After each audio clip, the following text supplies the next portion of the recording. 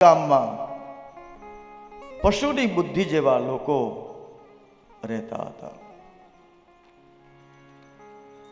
બ્રાહ્મણો તો એવા હતા, ઇતર વર્ણ પણ એ જ પ્રકારનો. આખું નગર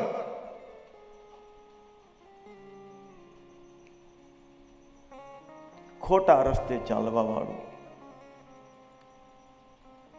નગરની સ્ત્રીઓ પણ કૂધિયા, ખરાબ બુદ્ધિવાળી, સદવ્રત જે થવા જોઈએ એનાથી વિરુદ્ધ આચરણ કરવા વાળી. ત્યાં કોઈ ગોરમાં થતા નહીં, ત્યાં કોઈ પીપળાનું પૂજન થતું નહીં, ત્યાં કોઈ ઉમરાનું પૂજન થતું નહીં. અસદવૃત્તિમાં સૌવ્રત હતા.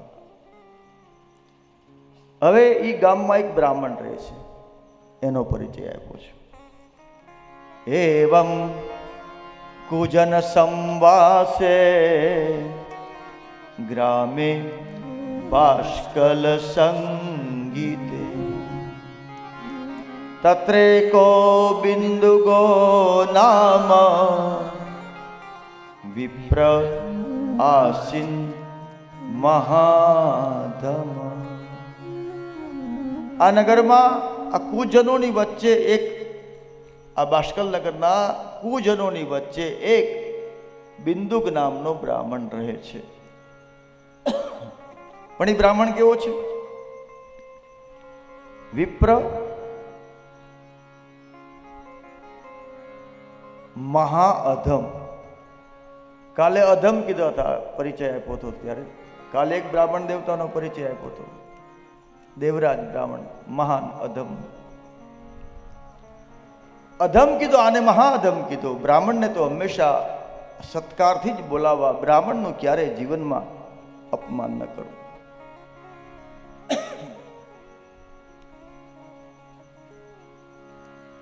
સદુરાત્મા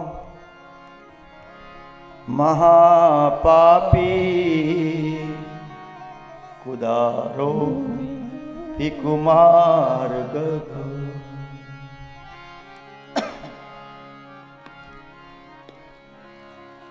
આ નગરની સ્ત્રીઓ કુમાર્ગગામી.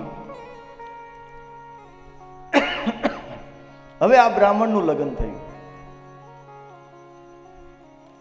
હવે લગ્ન થાય એટલે દીકરી બાર ગામથી આવે.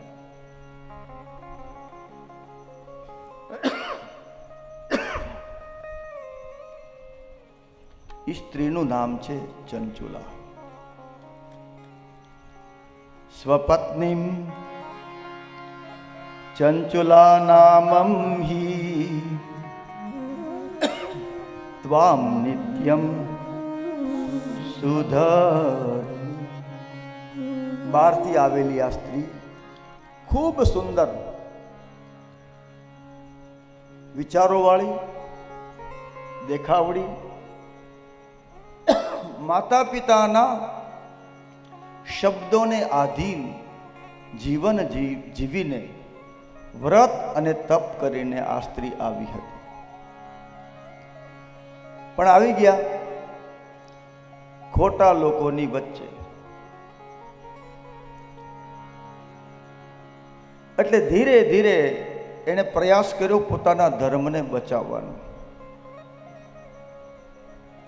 જે પોતે કરતી હતી એ કરવાનો એણે પ્રયાસ કર્યો. પણ અહીંયા એની ઠેકડી થવા મળી કે આ બધું આપણે કરાય નહીં. અને ધોળિયા સાથે કાળિયાને બાંધો એટલે એનો કલર ન બદલાય, વાન ન બદલાય, પણ એની લક્ષણો બદલાય. ખોટાની સાથે રહીએ ને એટલે આપણામાં એ ખોટા લક્ષણો આવે આવે ને આવે. હવે ધીરે ધીરે આ સ્ત્રીના જીવનમાં પરિવર્તન આવ્યા છે. અને શ્રેષ્ઠ મહાત્માઓ, સંતો તમને મને વારંવાર કહે છે કે સંગત બદલાય એટલે જીવન બદલાય. કર સત સમાગમ તો જીવન સુધરશે. દુઆઓ મળે છે ભલી જિંદગીને, ભલી જિંદગી.